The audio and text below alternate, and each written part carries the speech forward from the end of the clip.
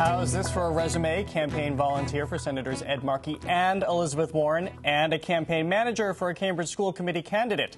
Pretty impressive credentials for any aspiring politico. But we're not talking about some hyper-ambitious political science major. Those credentials belong to 11-year-old Zev Dickstein, a sixth grader at Cambridge Street Upper School. Zev's hard work has now earned him a seat in the House chamber for tomorrow's State of the Union address. And before he goes to Washington, he is here to tell us how he got to this point. Welcome to Greater Boston. Thank you. So how did you manage to score, which nobody can get, a seat to the State of the Union address tomorrow night? Well, no, I did not ask for it, but I'm so glad to be able to go. I had helped Senator Warren and Senator Markey, and I most recently managed a campaign for a candidate for Cambridge School Committee, and I'm now volunteering for a candidate for Attorney General, Maura Healey. And no, they called me up, and our whole family was in shock, including me. Who called you? Was it Senator Warren? Well, actually, the head of the Boston office called my mom, and then Elizabeth Warren actually called me later that day on our home phone. And so you're going with her tomorrow night. Now, you're a campaign political operative here in the region, so what are you hoping to hear from the president's speech tomorrow night? What is he supposed to be telling us? Well, you know, I really hope that our country will be focusing on, you know, jobs and some important issues like immigration reform, gun control, and I hope that after this State of the Union address, the next State of the Union address, our country will be, doing better than it is now. As you know, it's somewhat unusual for an 11-year-old to have the passion for and experience in politics that you have.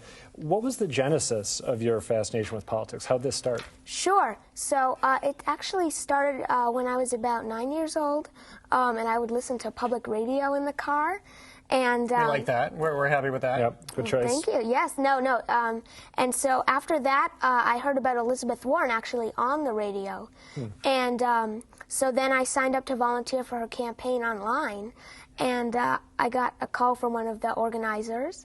And I had my first canvass in March of 2012. And then it just propelled me from there. How do you have time to do this? You go to school, presumably. I do go to school, yes. I'm in sixth grade. Well, you know, I've had to work on it. I've needed help. You know, I tried to stop, you know, dawdling and playing with things that, you know, that are not supposed to. Putting aside childish things. Yeah, right? well, you know, and then like I just... Angry Birds, which Adam is always playing in the office.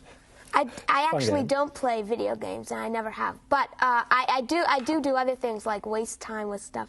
But then you know, after I got so excited about Warren, I stopped, and you know, I got home. You know, I do some of my homework, or I do all of my homework, and then I go out and help her out. I see friends still.